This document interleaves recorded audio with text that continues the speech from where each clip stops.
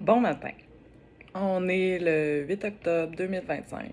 Puis ça fait maintenant 5 ans que mon plus vieux a mon Dieu, a eu un diagnostic de syndrome Gilles-Latourette.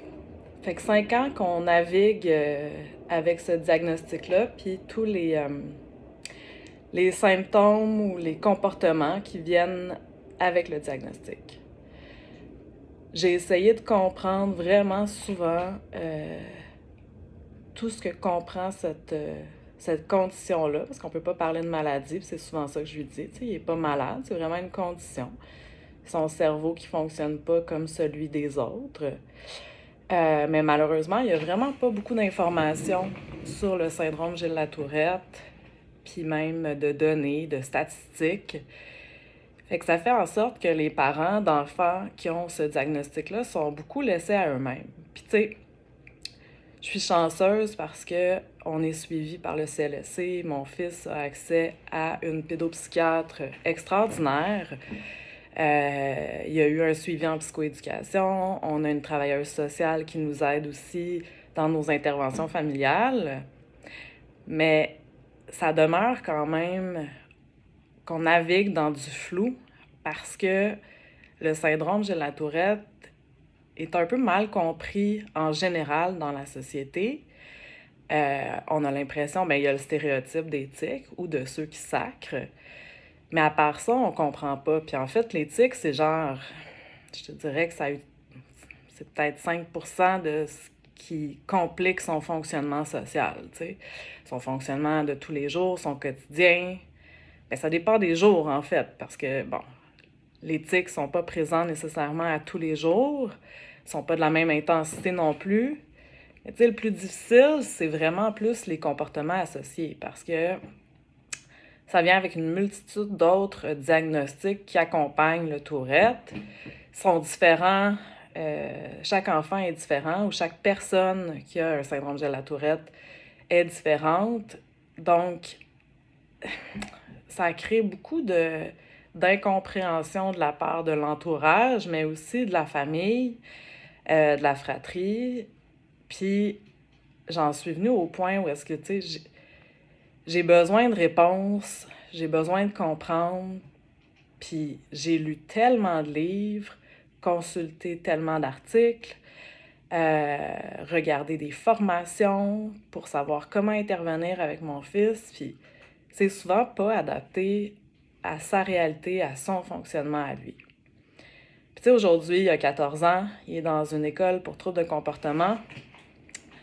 Dans les moments de grande crise, ça peut nécessiter de devoir appeler la police pour qu'ils viennent intervenir parce qu'il y a des comportements violents, mais il y a le corps d'un adulte. Sa maturité au niveau de son impulsivité est peut-être celle d'un enfant de 5 ans, mais que tu peux pas maîtriser. Mais une fois que ces intervenants-là partent, ça, ça change pas tant que ça, tu sais, dans le sens que il peut comprendre, il sait que c'est pas correct, mais c'est plus fort que lui. Puis, je suis dans plusieurs groupes Facebook de parents d'enfants qui ont un SGT, un Tourette finalement.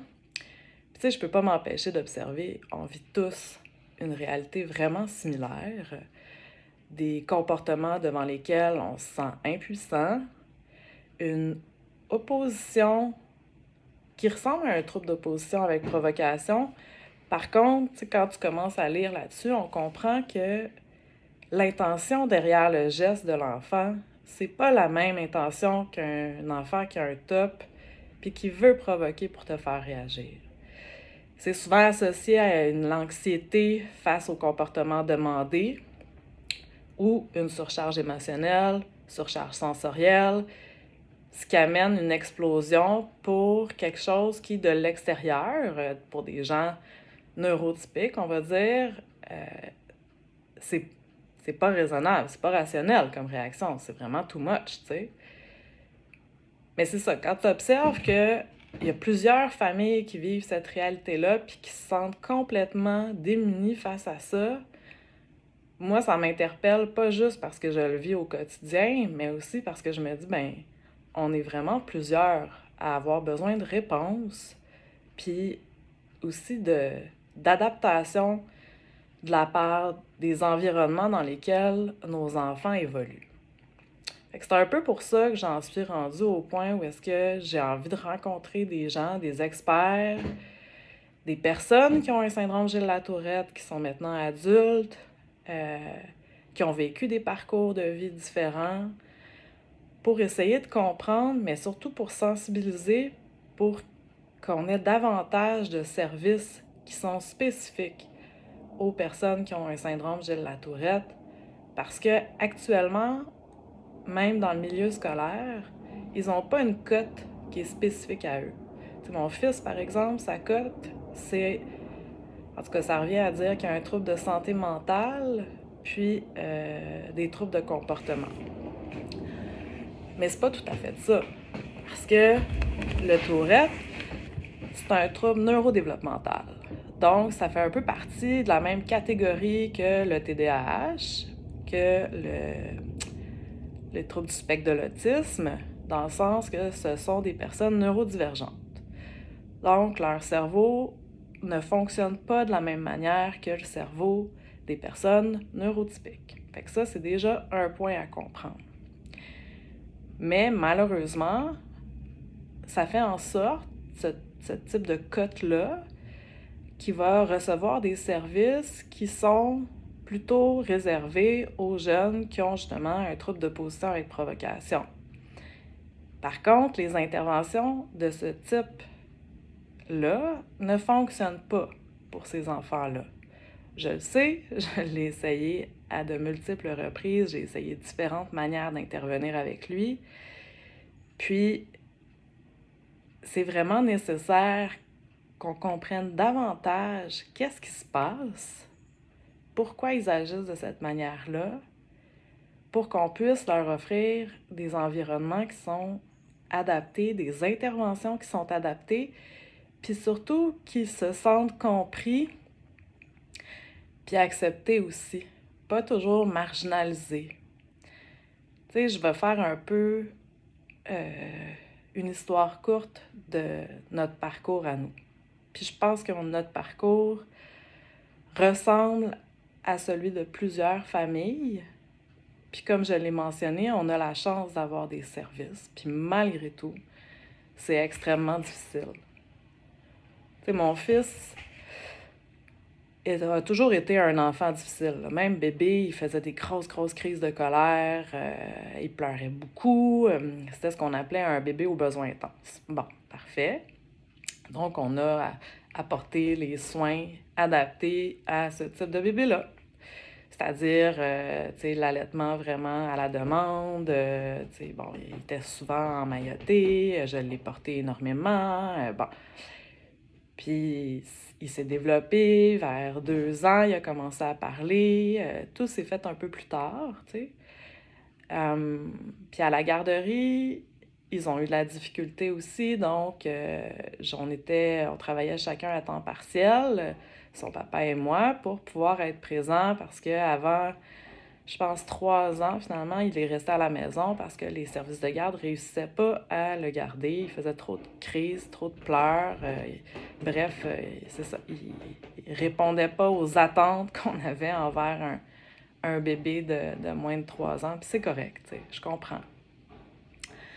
Puis ensuite, il est rentré en CPE avec son frère.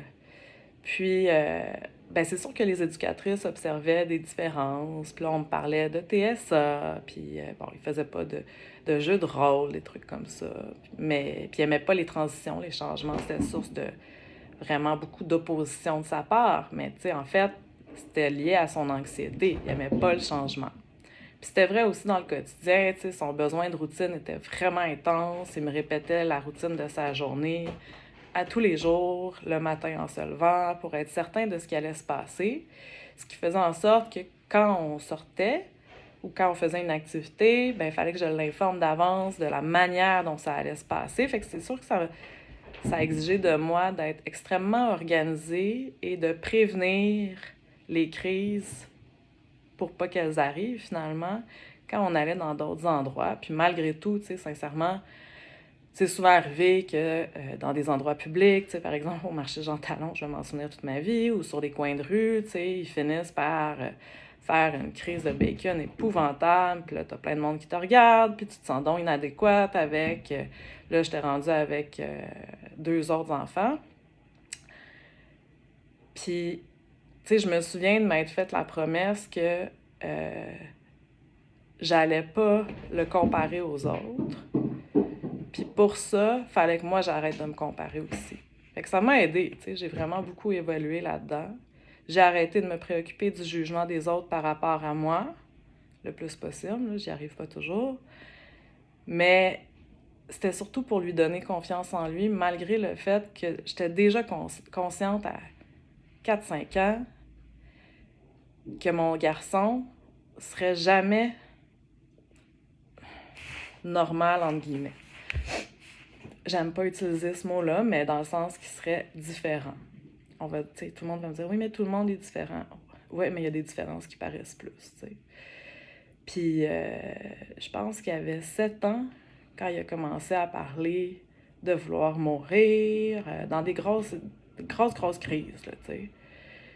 Puis, il se mordait beaucoup, beaucoup. Là. Il y avait plein de morsures sur les bras, puis ça m'inquiétait vraiment. Je voyais ça comme de l'automutilation. Fait que j'ai contacté le CLSC à ce moment-là, puis on a vu une psychologue au privé. Puis elle a diagnostiqué un trouble d'anxiété généralisée avec une propension à la dépression. Fait que ça a commencé comme ça. Puis elle a continué à le suivre, puis de fil en aiguille, je dirais vers ses 8-9 ans, il y a eu un diagnostic de TDAH. Puis on nous a fortement suggéré la médication, mais à l'école, il n'y avait pas beaucoup d'amis, mais il fonctionnait bien. Fait que moi, tant que son fonctionnement scolaire puis ses résultats scolaires étaient au rendez-vous, je m'étais dit, je donnerai pas de médication. T'sais. C'était pas un enfant qui se faisait sortir de classe nécessairement. Il était tannant, mais pas plus que les autres. Fait que on dirait que j'hésitais beaucoup. Puis après ça, quand il était en 4e année, on a commencé à observer des tics. C'était des sons qui faisaient des bruits. Ou il me touchait souvent, mais de façon répétée. Mettons, 3 fois, il va toucher mon bras. Puis je me demandais pourquoi il faisait ça. T'sais. Ah ben parce qu'il faut. OK. Puis le soir, il fallait que je répète la même phrase 3 fois, sinon il faisait une crise, puis là, il fallait qu'on recommence la routine du dodo, sinon il pouvait pas dormir, si on faisait pas les choses dans un ordre vraiment préétabli. Puis, ben, il y a eu la pandémie à ce moment-là, donc tout le monde à la maison. Puis là, c'est sûr que j'ai observé encore plus son quotidien parce que là, on était ensemble tout le temps. Puis là, c'est devenu très clair pour moi que il y avait des traits de obsessif-compulsif, mais il y avait aussi des tics. Puis c'est là où j'ai commencé à penser au syndrome Gilles-Latourette, que moi-même, je connaissais pas, pas du tout, là, à part les affaires qu'on voit dans les films, là, tu sais. Puis comme il était déjà, il y avait déjà un dossier ouvert au CLSC, étant donné l'appel que j'avais fait pour ses propos suicidaires, puis les morsures qu'il avait eues au bras et tout, ben quand j'ai rappelé, on est rentré dans la machine rapidement, sauf que, bon, comme c'était la pandémie, on n'avait pas de rendez-vous en soi. Donc, je me souviens plus combien de temps ça a pris avant qu'on voit sa pédopsychiatre. Mais quand on l'a vu, dans le fond, ce qu'on a compris, c'est qu'il fallait que ça fasse 1 an qu'il y ait des tics sonores et des tics moteurs. Puis à ce moment-là, on dirait que j'identifiais pas les tics moteurs. J'ai compris plus tard que ça faisait vraiment longtemps qu'il y en avait, mais à ce moment-là, je les avais pas observés. Pour avoir un diagnostic du syndrome Gilles-Latourette, c'est ça, c'est faut que ça fasse 1 an qu'il y a une présence de tics sonores et tics moteurs, puis habituellement, il y a des diagnostics associés qu'il y avait déjà, c'est-à-dire son TDAH puis son trouble d'anxiété généralisée. Donc, la pandémie se passe, on a finalement un rendez-vous avec sa pédopsychiatre, puis rendu à ce moment-là, ça fait 1 an qu'il a des tics sonores. Il fait des bruits de char dans la maison en tout temps, puis des syllabes qu'il répète fort. Puis les tics moteurs, en fait, c'était le fait de vouloir me toucher. Il était combiné avec des tocs aussi. Fait que le fait qu'il fallait qu'il le fasse 3 fois, c'était vraiment plus associé au trouble obsessionnel compulsif. Mais le fait de devoir toucher de façon spontanée, ça, c'est vraiment comme un tic moteur, tu sais. Puis il y a eu aussi des roulements des yeux, puis la tête par en arrière comme ça. Fait que ça a été les premiers tics moteurs que j'ai observés. Fait que, on a commencé la médication pour le TDAH, puis pour l'anxiété à ce moment-là. Puis là, avec la médication pour le TDAH, puis je nommerai pas ces médicaments parce que je veux pas rentrer dans les molécules. Je sais qu'il y a beaucoup de parents qui se posent des questions sur le type de molécules qu'on devrait donner pour un Tourette et tout, mais ça, vraiment, je laisse ça aux spécialistes, là.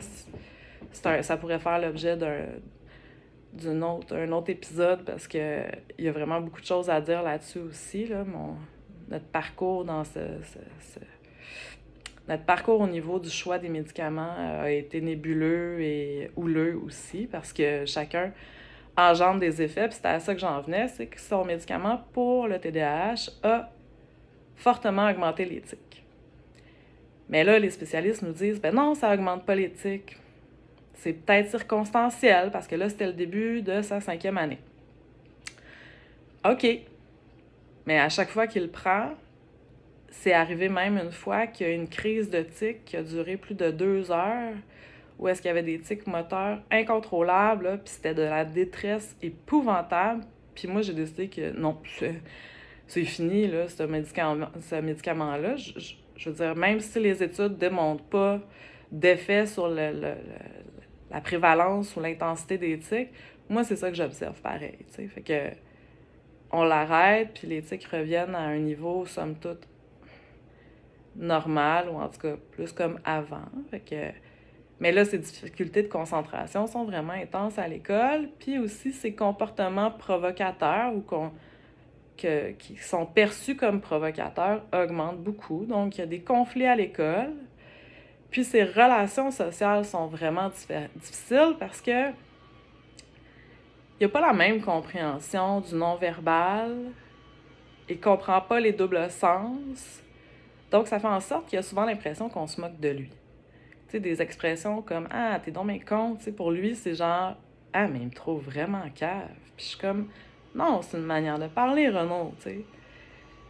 Puis ça, il réussit pas à saisir que c'est quoi la différence entre « je te fais une joke » versus « je suis sérieux ». Tu sais, pour lui, il perçoit pas de différence entre les deux. Fait que ce qu'on dit, c'est du premier niveau tout le temps. Puis ça, c'est vraiment difficile parce que j'ai observé que dans notre langage courant, on utilise beaucoup de métaphores, on utilise beaucoup de symboliques, puis de double sens aussi. Puis ça peut le faire passer de 0 à 100 au niveau de l'échelle de la colère parce que pour lui, ce que tu dis, c'est vrai. Fait que les crises, j'ai réussi à les diminuer en changeant finalement ma manière de m'exprimer avec lui ou en réfléchissant davantage avant de lui dire des choses ou passer des commentaires parce que c'est ça, tu sais, ça pouvait susciter des réactions qui me semblaient complètement démesurées, mais finalement, c'est parce que lui, c'était comme ça qu'il comprenait. Mais moi, je peux m'ajuster, mais je peux pas demander à ses amis, ses enseignants, le personnel scolaire de s'ajuster, tu sais. Puis il va devoir aussi vivre avec des gens qui ont cette façon de parler-là. Fait que ça aussi, on en parle beaucoup. Mais ça fait qu'à l'école, il va avoir des comportements de plus en plus transgressifs des règles. Puis il va vivre souvent... il va se faire sortir de la classe, il va aller chez le directeur. Puis à ce moment-là, il n'y avait pas vraiment de TES, je pense, à l'école. Fait qu'il n'y a pas eu de suivi régulier avec quelqu'un pour l'accompagner. Fait que, puis ses notes étaient correctes, tu sais, mais ses comportements se sont exacerbés au niveau de comportements de violence ou en tout cas de tours. Puis tu sais, j'ai fini par comprendre aussi que c'était une manière pour lui de se faire des amis. T'sais. Fait que les gens le trouvaient drôle, il était game de faire des niaiseries, puis ça, ben, ça marchait. T'sais. Il y avait de l'attention, puis c'est souvent ça aussi qu'ils cherchent, de l'attention. Puis en parallèle à ça, ben, comme ses tics augmentaient, puis que malheureusement, personne n'a pris le temps d'expliquer aux enfants de sa classe c'était quoi un syndrome Gilles-Latourette, ben, il a vécu de l'intimidation.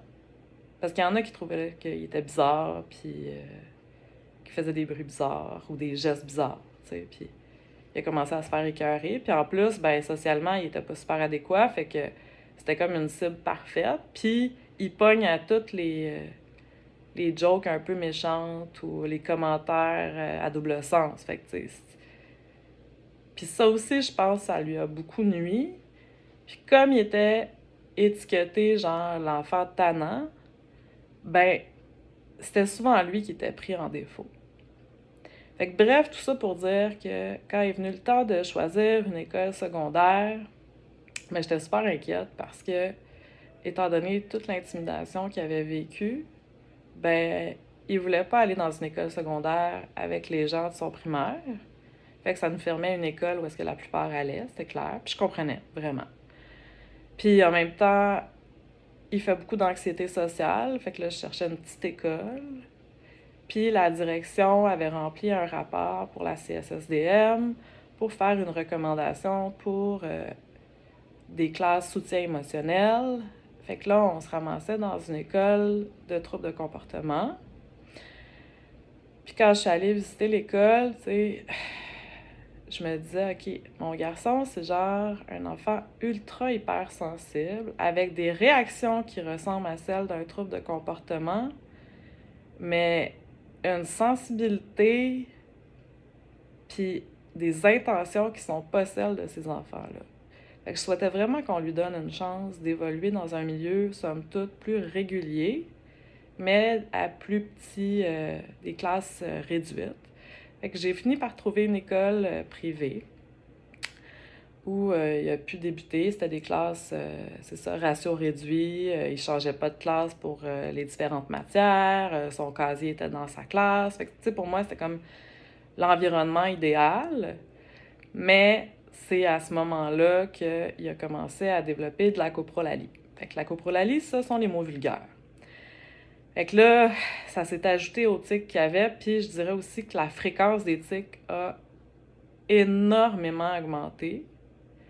Ça pouvait être un tic la minute là, pendant une certaine période de temps. Puis, ben c'est sûr que ça les épuise, les personnes qui ont des tics, d'avoir autant de tics. Ça les rend anxieux parce qu'ils sont conscients du regard extérieur.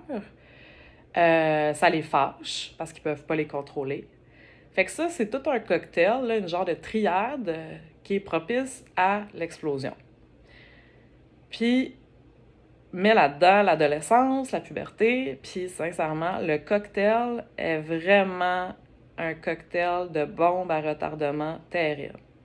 Fait qu'il allait à l'école, il essayait de retenir ses tics le plus possible, il voulait pas qu'on dise qu'il avait un syndrome Gilles-Latourette, mais il revenait à la maison et c'était des explosions de colère absolument épouvantables. Puis, on lui a acheté un cellulaire avec le passage au secondaire, parce que justement, il allait se rendre en transport en commun, puis je savais qu'il allait faire des fois des crises d'anxiété, puis qu'il aurait besoin de me rejoindre. Fait que c'était un outil sécurisant pour moi et pour lui. Mais je dirais que ça a aussi été peut-être ce qui lui a le plus nui, finalement, dans son parcours scolaire. Parce que là, il a commencé à jouer à des jeux en ligne, puis il est extrêmement bon dans les jeux vidéo. Fait que ça lui permettait de se valoriser. Puis à l'école, ben, ses notes étaient correctes, mais sans plus.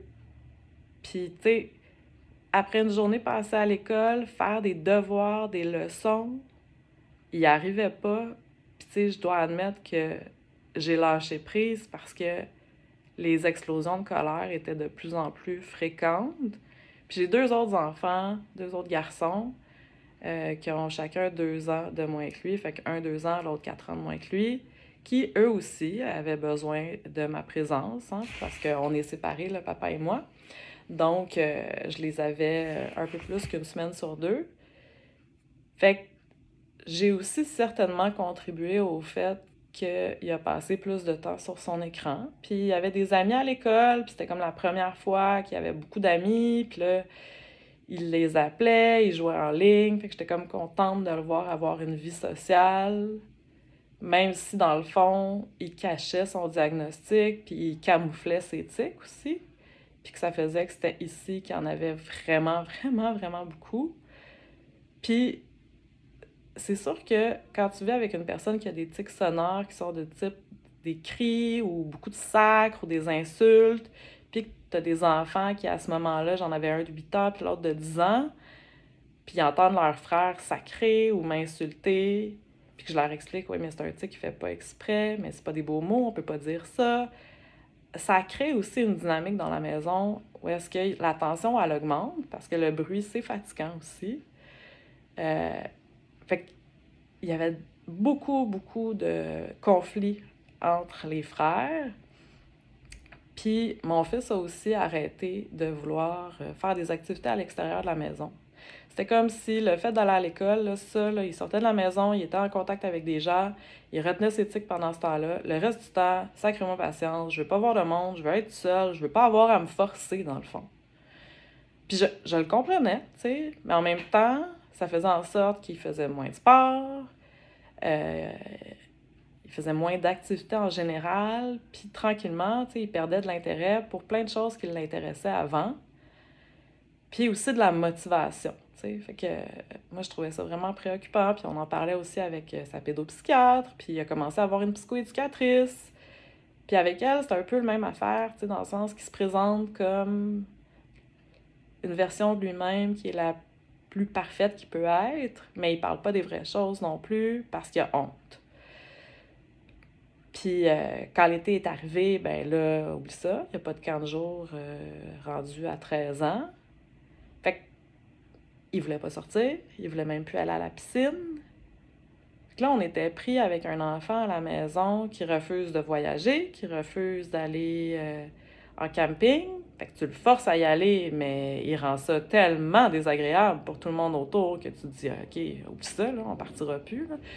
On pouvait partir peut-être 2 nuits, là, c'était le gros maximum, tu sais, sinon ça devenait absolument infernal. Puis en même temps, j'avais des moments où est-ce que il était conscient de ce qu'il nous faisait vivre, il s'excusait, il était en quête de solutions, si on veut, tu sais, puis...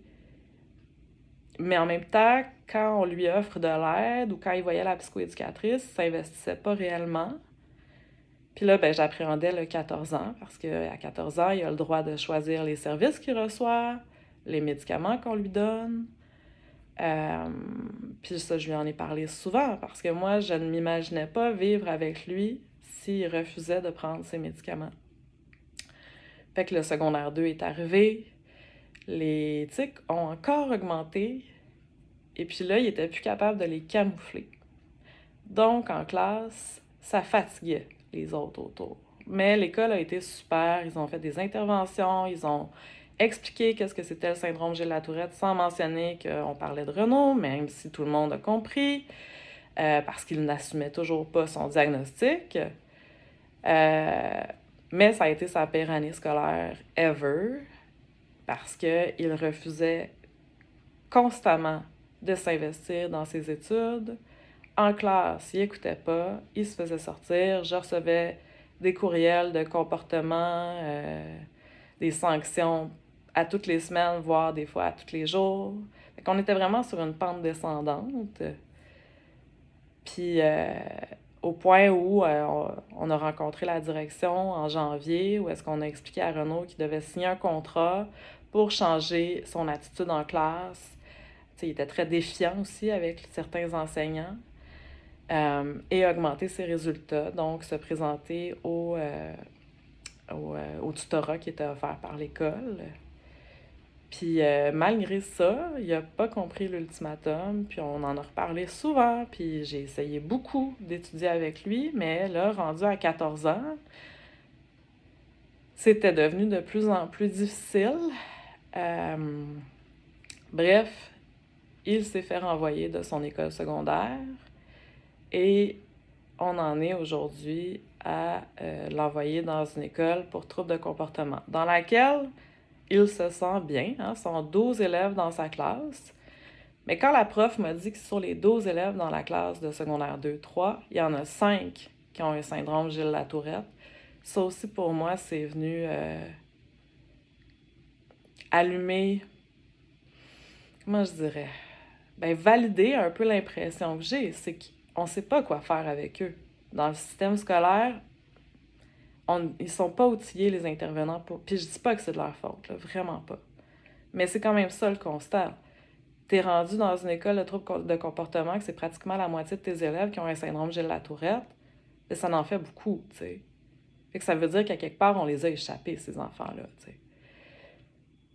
Fait que j'ai essayé de trouver des statistiques de prévalence sur le syndrome Gilles-Latourette, puis il n'y en a pas vraiment. En fait, c'est pas recensé le nombre de fois qu'un médecin, un psychiatre, un neuropsy donne un diagnostic de syndrome Gilles-Latourette à un jeune. Donc, il n'y a pas de chiffre. On reste sur des anciennes données qui disaient que c'était entre 0,1 et 1% de la population, mais ça date genre de 2010, puis moi, j'ai l'impression... Puis c'est encore une fois, c'est juste une impression, puis je suis pas du genre à vouloir... parce que je suis bien consciente que je côtoie beaucoup de personnes qui ont des enfants similaires aux miens, fait que tu sais, je peux pas me fier à ça, mais je trouverais ça important de connaître. Il y en a combien au Québec d'enfants qui ont reçu ce type de diagnostic-là? Puis comment on fait pour mettre sur pied des programmes d'intervention qui sont ciblés pour eux, comme on l'a fait, mettons, pour le TSA, pour lequel maintenant, quand même, il y a des programmes TSA dans les CLSC, il y a des classes TSA dans les écoles secondaires. Donc, il y a des enseignants qui sont formés pour intervenir avec des enfants qui ont un TSA. Bien, c'est sûr que mon souhait, ça serait un peu qu'il y ait le pendant pour un syndrome Gilles-Latourette, parce que c'est pas pareil qu'un trouble d'opposition avec provocation. C'est pas la même chose qu'un TSA non plus, puis c'est pas juste un TDAH. C'est bien plus que ça. T'sais. Quand tu lis là-dessus, tu vois qu'ils ont tous ils appellent ça des crises de rage. Puis quand tu observes un enfant, ton enfant qui est en crise de rage, sincèrement, c'est déstabilisant. Mais quand ton enfant il est rendu à 14 ans, qui est grand, plus grand que toi, plus costaud que toi, puis qui fait une crise de rage, puis que tu es obligé d'appeler la police parce que sinon, c'est toi qui es en danger ou tes autres enfants, ça aussi, c'est vraiment perturbant. Puis que le seul moyen qu'on t'offre, c'est donner un médicament pour l'amortir, mais qui le rend complètement légume, puis qui lui fait prendre du poids. Fait que là, c'est son estime corporelle qui est touchée. Je me dis, non, il faut qu'il y ait d'autres solutions que ça. Il faut vraiment qu'on développe des outils plus spécifiques à leur réalité. Puis je sais qu'aux États-Unis, ils ont davantage de traitements. Il y a quand même de la recherche qui se fait. Fait que pourquoi on ne l'a pas davantage ici? Pourquoi il n'y a pas plus même de psychologues qui sont spécialisés pour accompagner ces enfants-là, puis de formations qui se donnent en enseignement ou en adaptation scolaire, peut-être, sur le syndrome Gilles-Latourette, pour pouvoir déstigmatiser. Parce que le nombre de fois aussi que les profs m'ont dit « Ouais, mais ça, c'est pas un tic. » Ben ça, c'est pas à toi de le décider, parce qu'un tic, ça peut être absolument n'importe quoi, et c'est variable, et ça peut changer, revenir, partir, recommencer. Fait que je suis désolée, mais la seule personne qui peut décider si c'est un tic ou pas, c'est la personne qui a un syndrome Gilles-Latourette. Puis moi, ça, j'étais plus capable de l'entendre. Ça, c'est pas un tic. Il voulait m'insulter. Non, t'en connais pas son intention. Tu sais, puis peut-être qu'une fois sur 10, c'est vrai. Mais 9 fois sur 10, je peux te le dire que c'est sincèrement un tic. C'est quelque chose qu'il ne peut pas contrôler. C'est impulsif. Bref, ce que je souhaite, c'est que les parents aient davantage d'outils pour savoir comment intervenir avec leur enfant rapidement, le plus tôt possible. Parce que moi, je suis rendue avec mon fils de 14 ans à qui j'ai dû retirer son cellulaire parce que là, on s'en allait vers de la cyberdépendance. Fait que ça suscite des crises épouvantables. Avec deux autres enfants qui aiment leur frère, mais qui n'ont pas nécessairement envie de vivre avec lui, euh, avec peu de perspectives d'avenir, dans le sens où si ça continue comme ça, je sais pas quel type d'emploi il va pouvoir occuper plus tard, euh, et peu de solutions à lui offrir. Fait que ça crée beaucoup de désespoir pour le parent, mais j'imagine pour l'enfant aussi. Puis tu sais, je tiens quand même à spécifier que tous les cas de syndrome Gilles-la-Tourette sont pas aussi lourds que celui de mon plus vieux. Puis il y en a qui réussissent à participer à plein d'activités, puis il y a plein de super beaux exemples inspirants de jeunes, adultes qui ont le Tourette, qui l'assument, puis je trouve ça beau. Mais pour les autres, on fait quoi, tu sais, dans le fond? Fait que c'est vraiment ça mon objectif, c'est de comprendre, sensibiliser, dans l'espoir que éventuellement, dans les CLSC, il y ait un programme dédié aux jeunes qui ont le syndrome Gilles-la-Tourette, puis que les écoles soient outillées pour leur offrir un accompagnement qui serait adapté.